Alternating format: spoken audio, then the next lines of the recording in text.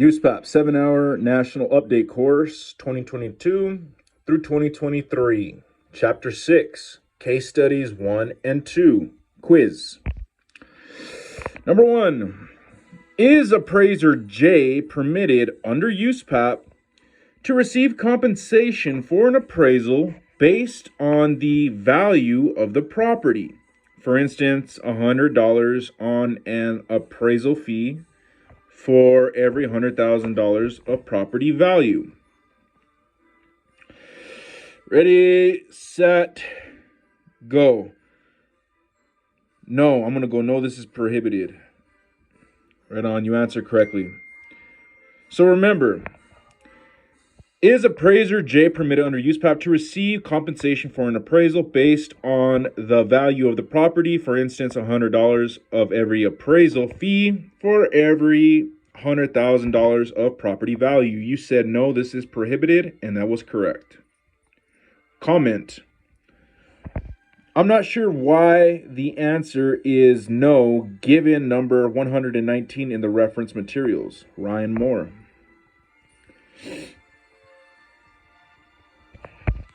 Poll. May appraiser J quote appraisal fees in this manner and comply with USPAP? Yes. A, yes, because the appraiser's peers are doing the same thing. B, no, because basing the fee on the property value is unethical. C, yes, because appraiser J is not acting as an appraiser when they are quoting fees. Or D, no, because an appraiser must charge the same fee for all residential appraisals. I'm going to go B, no, because basing the fee on the property value is unethical. And looking on the poll, 92% of us went with B, and 1.5% went with A, 3.6% went with C, and 2.9% went with D. Page 14. Question 4 answered. This arrangement is not permitted by USPAP. The management section of the ethics rule states that an appraiser must not agree to perform an assignment or have a compensation arrangement for an assignment that is contingent on any of the following. Number 1, the reporting of a predetermined result. For instance, opinion of value. Number 2, a direction in assignment results that favors the cause of the client. Number 3, the amount of a value opinion. Number 4, the attainment of a stipulated result. For instance, that the loan closes or taxes are reduced. Or number 5, the occurrence of a subsequent event directly related to the appraiser's opinions and specific to the assignment's purpose. All of that was in bold and highlighted. Italic type added for emphasis in above. A compensation arrangement of this type would encourage an appraiser to inflate the value of the property being appraised in order to receive higher compensation. Obviously, this would be contrary to public trust. End of page. Study 1, question 5. So far in this case study, we have determined that a range of value is an appraisal. Appraiser J is acting as an appraiser when they provide a value range. Appraiser J must create and maintain a work file for these assignments. And the current compensation arrangement for these assignments is not permitted by USPAP. Let's focus on that last bullet point. It was stated at the beginning of this case study that at least 3 of appraiser J's peers or accepting and performing assignments with the same or similar compensation arrangements. Do the appraiser's peers' actions matter in this situation? In other words, does it make it acceptable that appraiser J's peers are performing assignments with the same compensation arrangements? Please turn to your USPAP publication and search using the keyword appraiser's peers.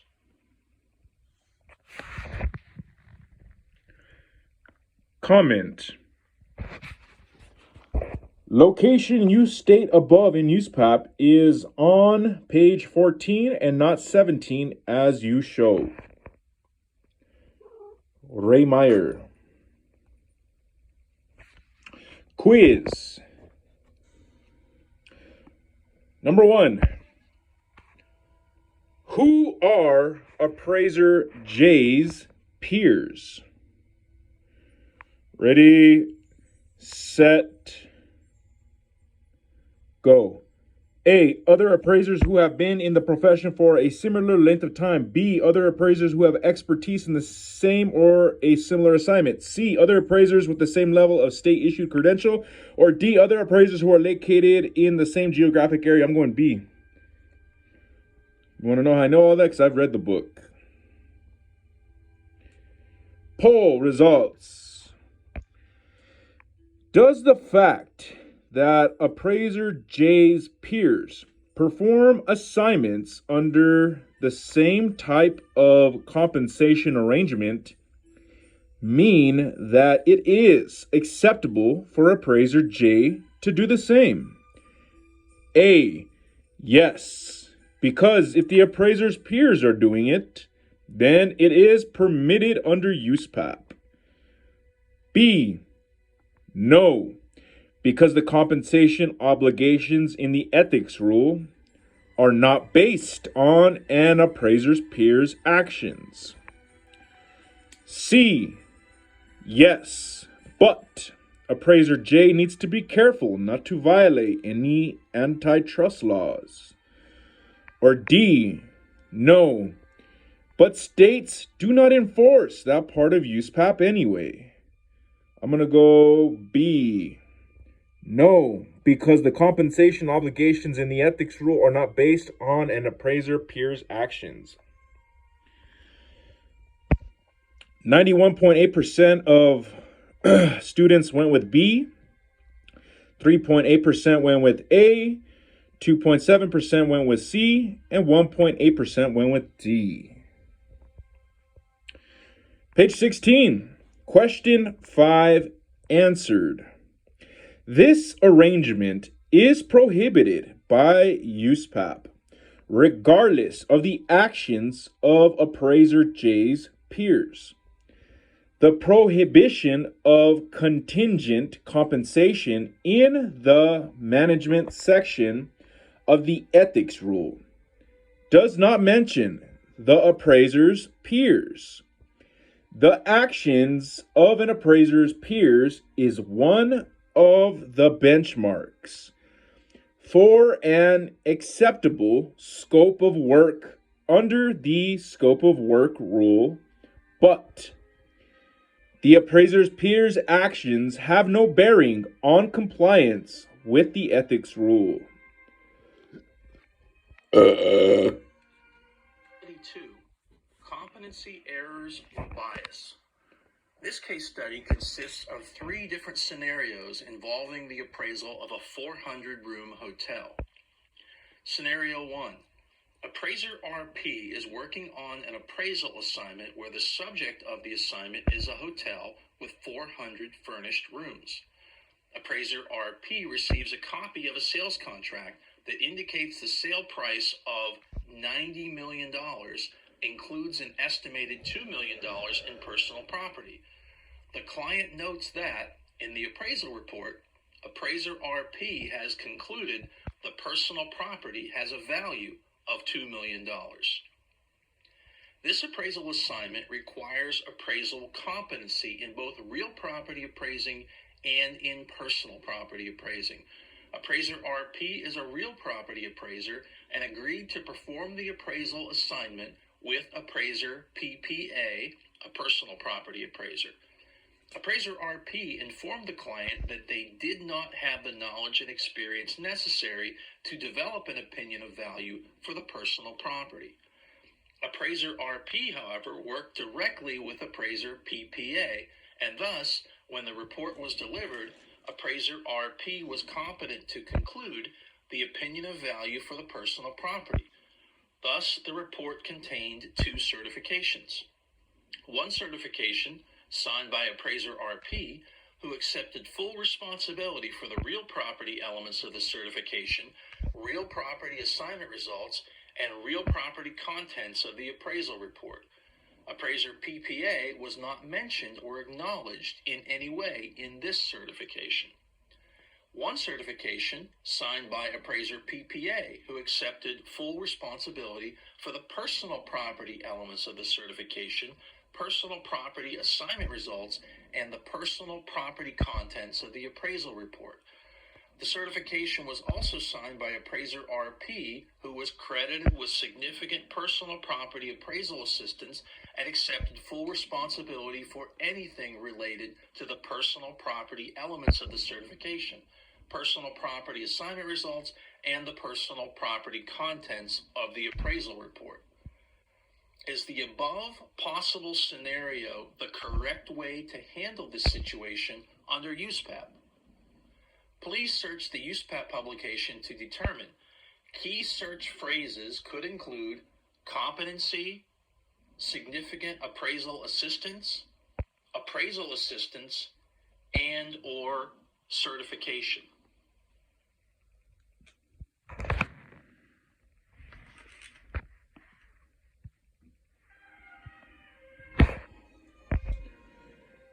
Quiz number 1. Is it permissible under USPAP for an appraisal report to contain two certifications? Ready, set, go. Yes, multiple certifications are permitted in the same report. Yes, but only one signature is permitted on the report. I'm gonna go. Okay, I got it. I had a haul ass. I already knew the answer. So remember, is it permissible under USPAP for an appraisal report to contain two certifications? You said yes. Multiple certifications are permitted in the same report, and that was correct. Number 2, two appraisers work together on an appraisal assignment. Both appraisers sign the letter of transmittal in the resulting appraisal report. Which statement is true regarding the requirement for a signed certification in this report? Which statement is true regarding the requirement for a signed certification in this report? Okay, now this one's going to be a little harder. I think they have to sign the report, not just the transmittal thing. The certification, I think, is what they have to do. Ready, set, go. A, there may be only one signed certification in the report. B, both appraisers must sign a certification. C, at least one of the appraisers must sign a certification. Or D, the signatures on the letter of transmittal eliminate the need for a signed certification. I'm going to go B. And you answered correctly. Good job. Two appraisers, remember, two appraisers work together on an appraisal assignment. Both appraisers sign the letter of transmittal in the resulting appraisal report. Which statement is true regarding the requirement for a signed certification in this report? You said both appraisers must sign a certification, and that was correct. Page 18. Question 1 answered. In this scenario, the appraisers are correct in how they handled the issue of signatures and certifications in this multidiscipline appraisal report. USPAP requires each written appraisal or appraisal review report to contain a signed certification, but there is no requirement that prohibits multiple certifications. Standards Rule 2-3B states that an assignment that includes real property, business, or intangible asset assignment results not developed by the real property appraiser.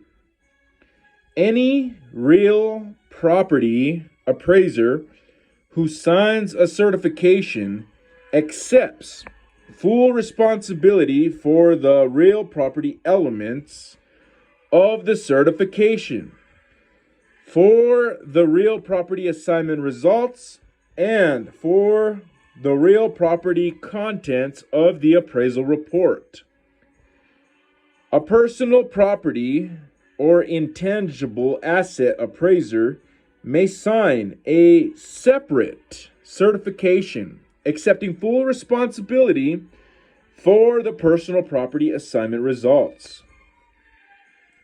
Advisory Opinion 31 is aimed primarily at appraisers who receive assistance from appraisal trainees. But this advisory opinion also provides advice in situations in which two or more appraisers from different appraisal disciplines are working on an assignment. Lines 69 through 71 of Advisory Opinion 31 state, for assignments involving multiple disciplines, for instance, real property appraisal and personal property appraisal, an appraiser could sign a certification accepting responsibility only for the elements of the certification, assignment results, and report contents applicable to the appraiser's discipline. FAQ 287 also addresses this situation specifically. Sources of information for this case study include Competency Rule, page 11, lines 326 through 328. Standards Rule 2-3B, page 24, lines 722 through 728. Standards Rule 4-3B, page 31, lines 963 through 967. Standards Rule 4-3C, page 31, lines 968 through 975. Advisory Opinion 31, page 146, lines 12 through 17. And lastly, FAQ 278, page 304. End of page.